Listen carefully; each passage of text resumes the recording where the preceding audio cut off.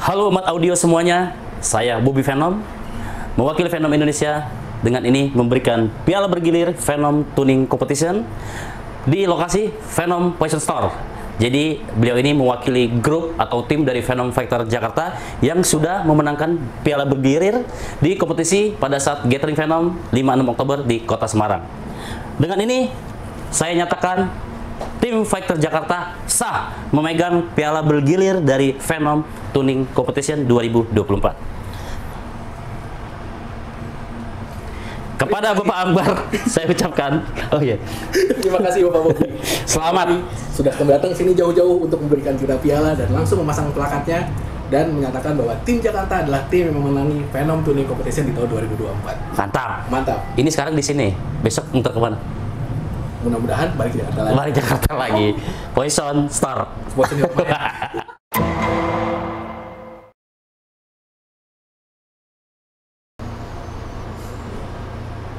Wahai para umat audio sekalian, selamat datang kembali di channel Poison Store, tempat di mana kalian bisa mendapatkan informasi menarik seputar audio mobil. Kali ini kita akan berbagi pengalaman mengenai Ford Fiesta yang datang ke Poison Store untuk melakukan upgrade. Jadi kita di sini adalah topiknya adalah menambahkan player atau HU kedua ke dalam sistem standar untuk integrasi media dan audio modern pada sistem yang lama. Jadi seperti yang kita ketahui, mobil-mobil modern sekarang itu dia banyak sekali head unitnya tidak bisa digantikan karena sudah termasuk di dalamnya adalah akses untuk fitur-fitur yang juga tidak kalah penting, yang terutama bisa sangat disayangkan kalau itu tidak lagi bisa diakses. Jadi mobil Ford Fiesta yang datang ke sini adalah mobil yang dia itu populer di tahun 2014. Di tahun segitu, mobil ini sudah memiliki banyak sekali fitur yang memang harus diakses melalui sistem MID mereka. Jadi, pemilik mobil ini menginginkan supaya dia itu mampu memiliki fitur Android Auto dan Apple CarPlay di mobil Ford Fiesta ini.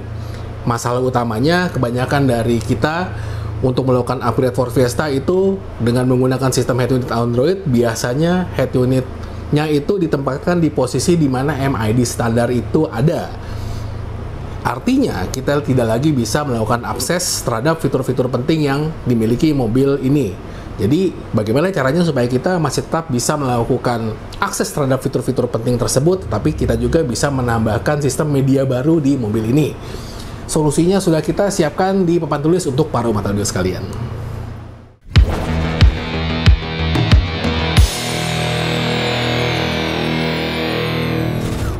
Yang pertama, tentunya bagaimana cara kita menambahkan sistem Android Auto dan Apple CarPlay di dalam sistem mobil yang lama.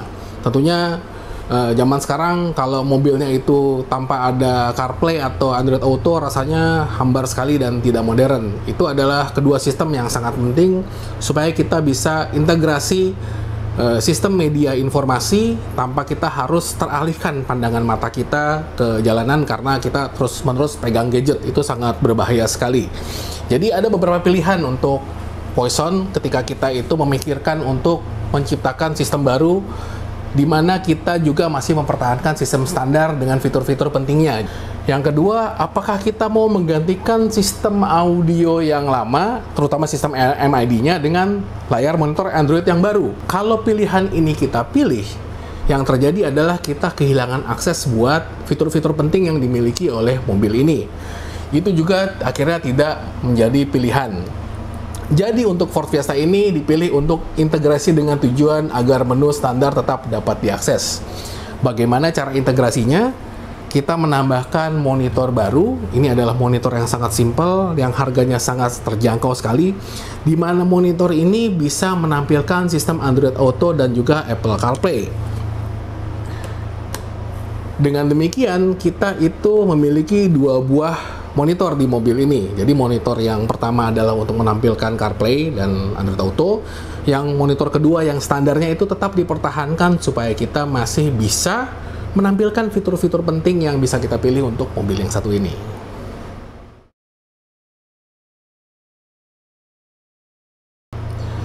Sekarang kita melanjutkan bagaimana cara kita untuk menambahkan media baru kepada sistem standar ini. Jadi yang paling penting syarat utamanya yang harus diperhatikan oleh para umat audio kalau kita mau menambahkan layar standalone seperti ini adalah dia sistem standar harus memiliki audio input. Baik itu input RCA atau input aux-in, karena ini sangat penting sekali. Jadi si sistem media itu bisa kita hubungkan supaya kita masuk audionya ke dalam sistem standar hanya menggunakan jalur aux-in.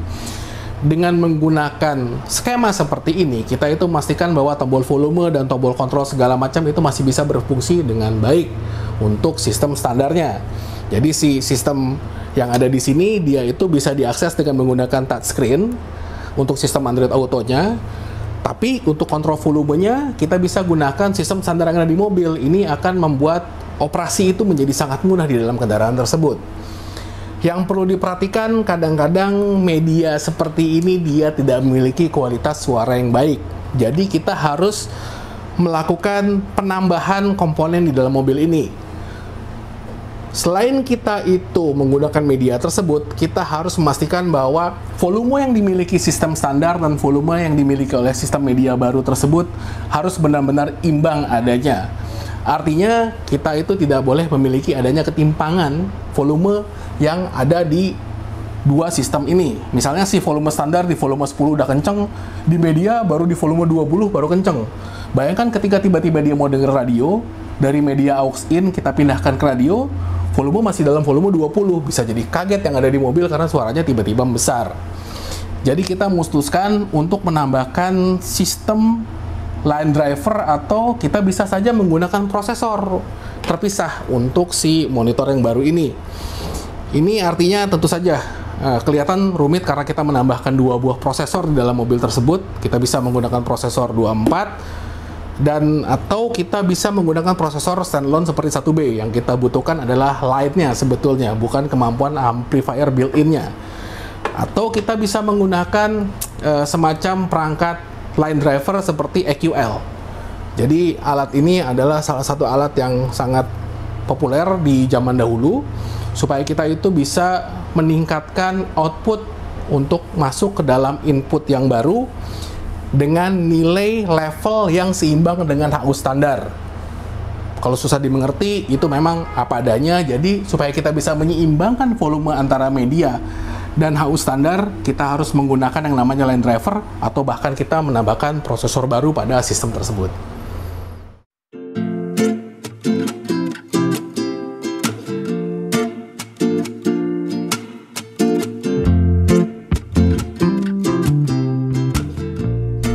Jadi para sobat audio, kita sudah ada di dalam mobil Ford Fiesta.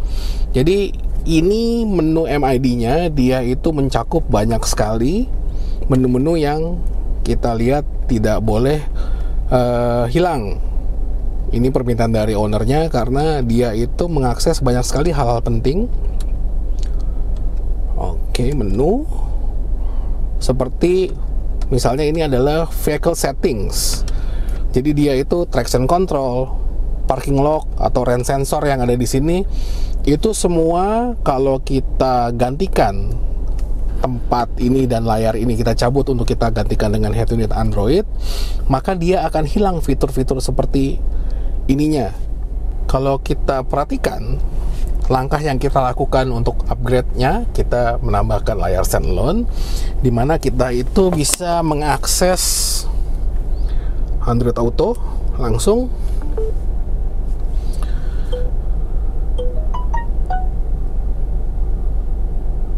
Oke. Kabelnya connecting phone. Oke, jadi di sini kita bisa mengakses lagu-lagu yang ada di dalam unit. Kemudian kita bisa mengaksesnya dengan menggunakan sistem aux input. Connecting audio.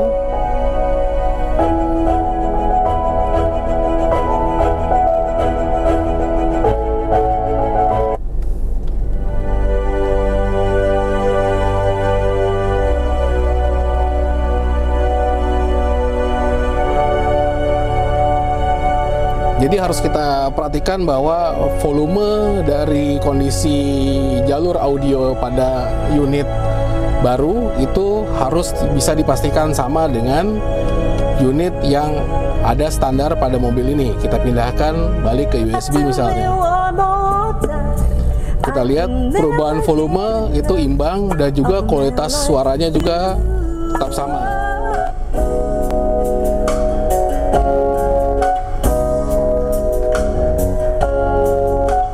Balik ke peta.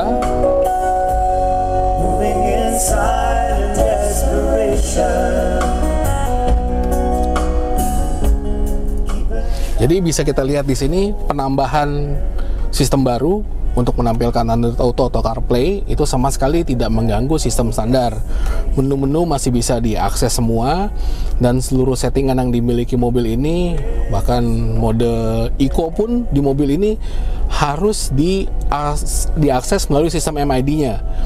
Jadi sangat tidak disarankan untuk menggantikan MID standar tersebut yang berisi informasi dan akses informasi penting dengan sistem Android.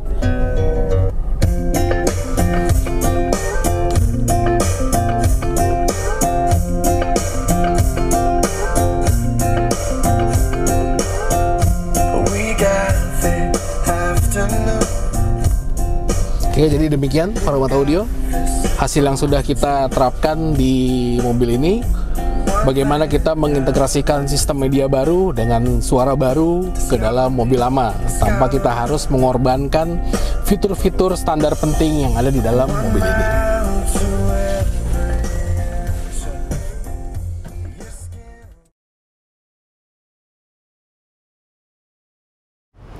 Dan selanjutnya untuk mobil Fiesta ini adalah upgrade audio seperti normalnya. Kita memilih untuk menggunakan prosesor 46 MK3, di mana kita itu bisa menciptakan jalur speaker by M yang crossovernya bisa kita bikin full aktif. Jadi channel 12 seperti biasa Twitter, kemudian channel 34 untuk speaker belakang, dan channel 56 yang memiliki output lebih kuat untuk si prosesor 46 itu kita gunakan untuk mid bass depan.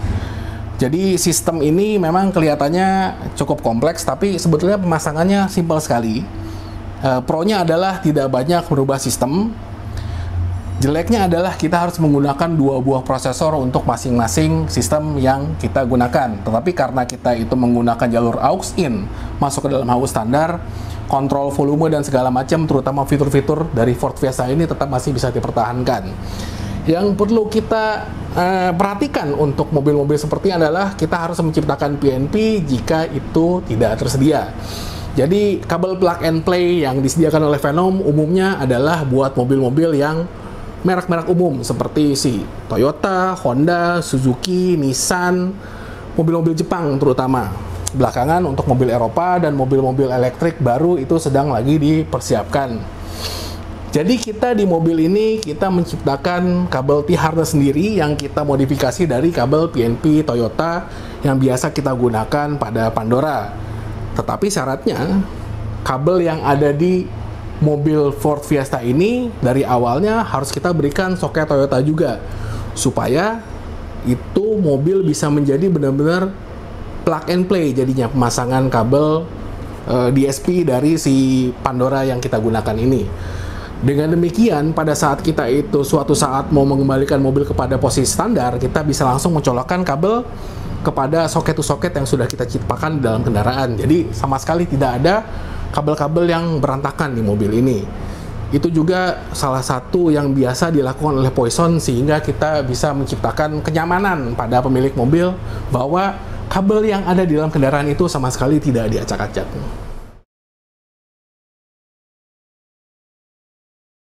Jadi para umat audio sekalian yang kebetulan memiliki mobil yang masih belum bisa menggunakan fitur Apple CarPlay atau Android Auto yang modern, apakah dengan mengganti dan menambahkan itu akan menambah problem baru yang membuat fitur-fitur mobil itu jadi tidak bisa diakses? Untuk kami sendiri, dengan menambahkan sistem standalone seperti ini, kita bisa tetap memfungsikan apa yang dimiliki mobil tersebut supaya kita itu pada saat pengoperasian kendaraan bisa tetap dengan mudah mencari fitur-fitur yang kita inginkan dan kita bisa menyesuaikan dengan kondisi dari mobil tersebut tanpa harus kita bingung. Kita harus pasang lagi unit yang lama untuk mengakses banyak fiturnya sehingga modifikasi itu dilakukan secara bolak-balik, itu kadang-kadang juga akan sangat merepotkan. Jadi para muat audio sekalian, kalau kalian suka dengan video ini, jangan lupa berikan kami like. Tentu saja kalau ada pertanyaan, jangan lupa tuliskan pertanyaan kalian di kolom komentar. Dan yang paling penting, subscribe video ini supaya kami makin tambah semangat lagi menciptakan video-video yang sama untuk yang berikutnya. Salam dari Poison Channel.